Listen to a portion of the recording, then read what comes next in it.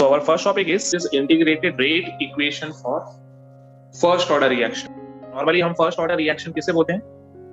In first order reaction, the rate of reaction is proportional to the exponent 1 of the concentration of reaction. तो एक hypothetical example हम लोग consider कर रहे हैं जहां पे reactant R is converting into product P. अब इसके लिए रेट लॉ एक्सप्रेशन हम कैसे लिखेंगे? We know that rate of reaction is equal to minus dr upon dt and it is equal to rate constant के concentration of reactant raise to 1. यहां पे हमने रेट को माइनस dr अपॉन dt के basis पे express किया जो कि इंस्टेंटेनियस रेट ऑफ रिएक्शन है.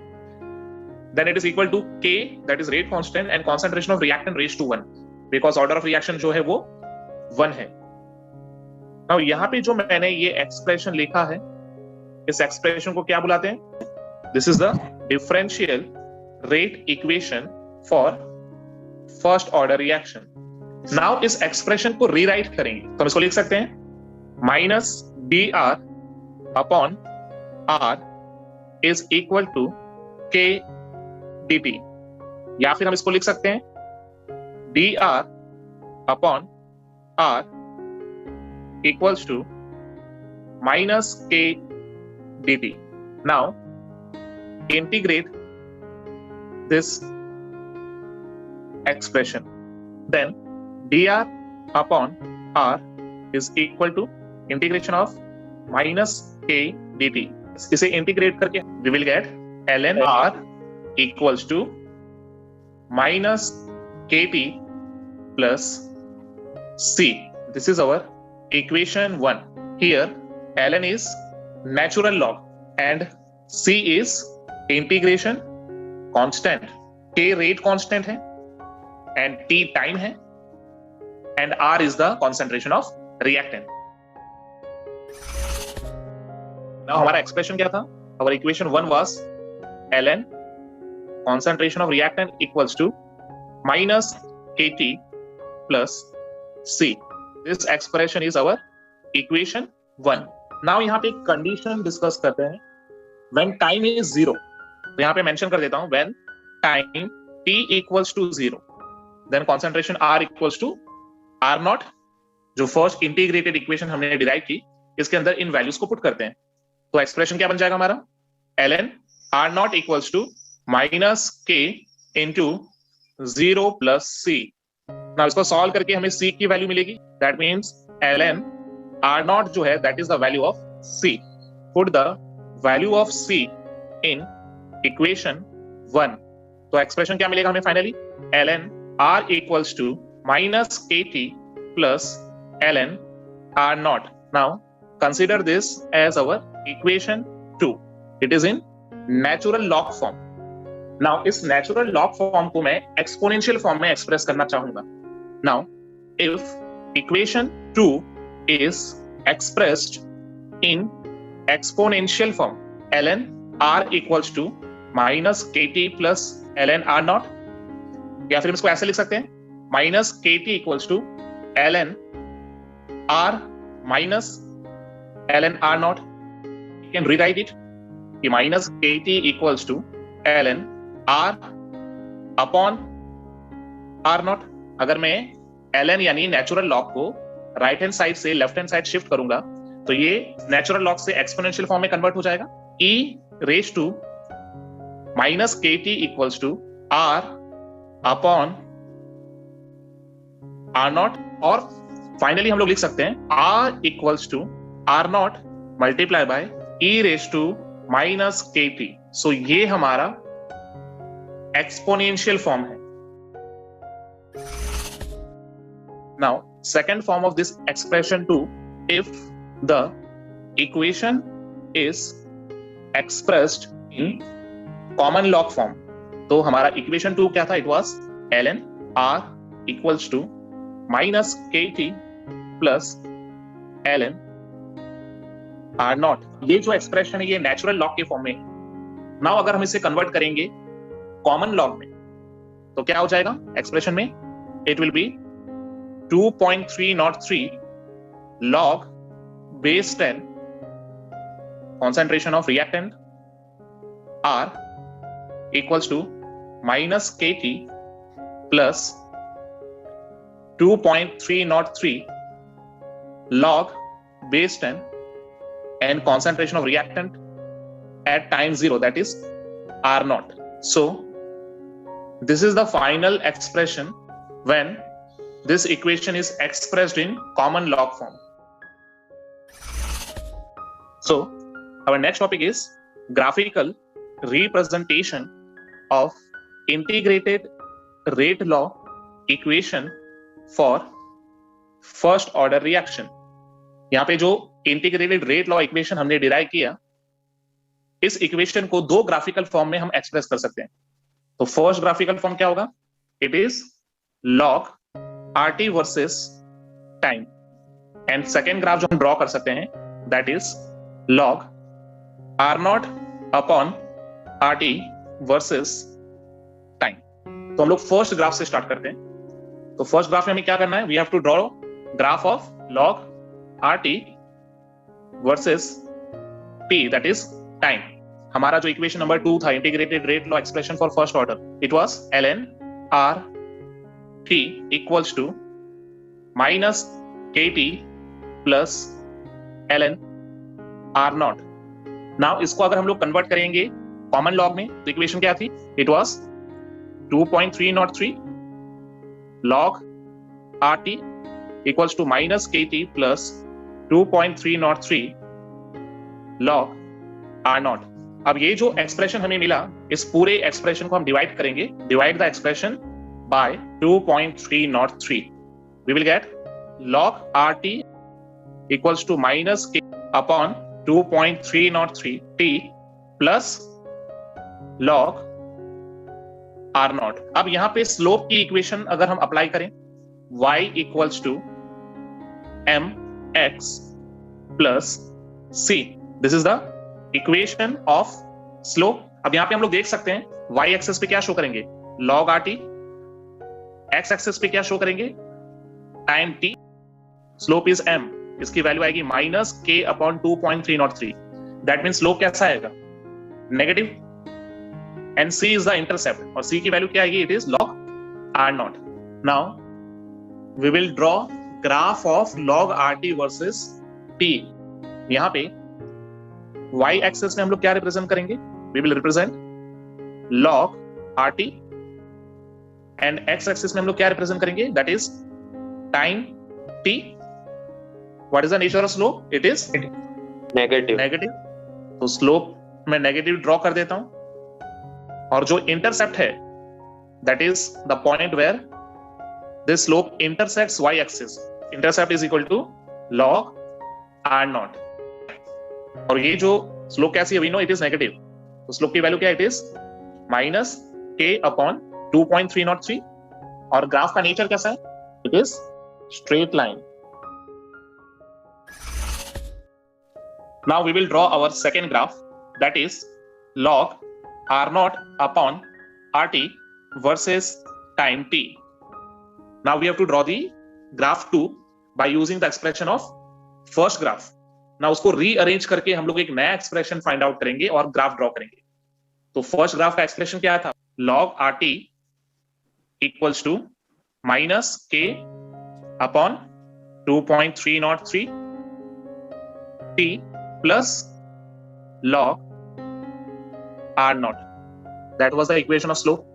This was the expression of graph 1. इसको हम इस तरह से लिख सकते हैं log r naught minus log rt equals to kt upon 2.303.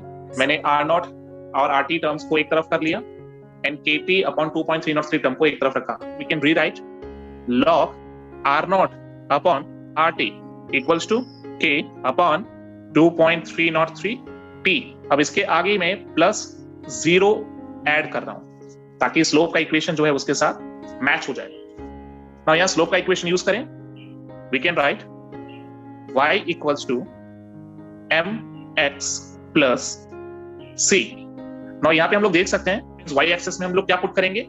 log r naught upon rt, x axis में हमें क्या पुट करना है, time, m is the slope, slope की वैल्यू कैसी है, k upon 2.303, that is positive value, और इस बार इंटरसेप्ट कैसा आ रहा है, 0 बिकॉज 0 पे इंटरसेप्ट होगा, c इज द इंटरसेप्ट जो कि 0 है। Now we can draw the graph, graph में y एक्सेस पे हम लोग क्या शो करेंगे, log r0 upon rt, x axis पे क्या शो करेंगे, टाइम t। नाउ स्लोप कैसा है, इट इज पॉजिटिव, और इस बार इंटरसेप्ट कैसा आ रहा है, 0। तो हम लोग 0 से स्टार्ट करेंगे और पॉजिटिव स्लोप ड्रॉ करेंगे। सो ये जो पॉइंट है दैट इज 0 एंड स्लोप जो है that is positive, and slope की वैल्यू क्या है, it is k upon 2.303। This is the second graph जहां पे हम लोगों ने log r0 upon rt versus t को एक्सप्रेस किया। So our next topic is mathematical form of integrated rate law equation of first order reaction। तो mathematical form find out करने के लिए हमें integrated rate law expression use करना पड़ेगा जो हमने फर्स्ट ऑर्डर के लिए डिराइव किया था। तो हमारा जो सेकेंड इक्वेशन था जो कि फर्स्ट ऑर्डर रिएक्शन को एक्सप्रेस कर रहा था, ln RT equals to minus KT plus ln R0, this was our equation number 2। Now इसको यूज करके अभी हमें मैथमेटिकल फॉर्म फाइंड आउट करना है। नाउ ये जो एक्सप्रेशन है, इस एक्सप्रेशन को हम KT equals to ln R0 minus ln RT इस फॉर्म में लिख सकते हैं, एंड अगेन इस एक्सप्रेशन को रिराइट कर सकते हैं, KT equals to ln R0 upon RT। Now इस नेचुरल लॉग को अगर हम कॉमन लॉग में कन्वर्ट करें तो convert this natural log that is ln expression into common log that is log base 10। तो एक्सप्रेशन क्या हो जाएगा, KT equals to 2.303 log base 10 R0 upon RT, या फिर हम फाइनली लिख सकते हैं K equals to 2.303 upon T log base 10 R0 that is initial concentration of reactant divided by RT that is the final concentration of reactant at time T। या फिर इसी expression को रीराइट करके हम लोग लिख सकते हैं जिससे हम लोग T कैलकुलेट कर सकते हैं, T equals to 2.303 upon K log base 10 R0 that is initial concentration of reactant divided by RT that is final concentration of reactant at time t। तो ये जो एक्सप्रेशन है it can be used to solve numericals. So our next topic is half life period for first order reaction. यानी जो भी हमने expression find out किया था फर्स्ट ऑर्डर का, उसका यूज करके हम लोग हाफ लाइफ पीरियड कैलकुलेट करेंगे। What is half life period, it is the time taken such that initial concentration of the reactant becomes half। तो half life period is the time in which the concentration of reactant becomes half of its original concentration or half of its initial concentration। so यहाँ पे हम लोग एक hypothetical reaction consider कर लेते हैं where reactant R is converting into product P and time क्या होगा, T time is actually now T half, या फिर which is also represented as T 50%। So अगर टाइम T हाफ है that is T 50%, then initial concentration of reactant जो होगा that will be R0 and final concentration क्या हो जाएगा, final concentration that is RT half, it is equal to R0 upon 2, that is the half of initial concentration। Now mathematical form of first order reaction, because we are calculating half life that is time, so T will be our subject, so we can write time T equals to 2.303 upon K log R0 that is initial concentration upon RT, that is final concentration. Now इस expression में T, R0 और RT half की values put करनी. T की जगह हम लोग क्या पुट करेंगे? T half equals to 2.303 upon K log initial concentration तो R0 ही रहेगा, बट फाइनल कॉन्सेंट्रेशन RT की जगह हम लोग क्या पुट करेंगे? R0 by 2. नाउ R0 वाले जो कॉन्सेंट्रेशन टर्म्स हैं दे विल कैंसल आउट, और ये जो 2 है ये डिनोमिनेटर से न्यूमरेटर में जाएगा बिकॉज इनवर्स में है. तो इस एक्सप्रेशन को हम लोग अगेन रीराइट करेंगे. T half equals to 2.303 upon K log 2. log 2 is actually equal to 0.3010. Now इस वैल्यू को हम लोग पुट करेंगे इन दिस एक्सप्रेशन. तो एक्सप्रेशन क्या हो जाएगा? T half equals to 2.303 upon K and log 2 की वैल्यू क्या है? It is 0.3010. Now 0.3010 is multiplied by 2.303. तो हमें क्या मिलेगा? T half equals to 0.693 upon K.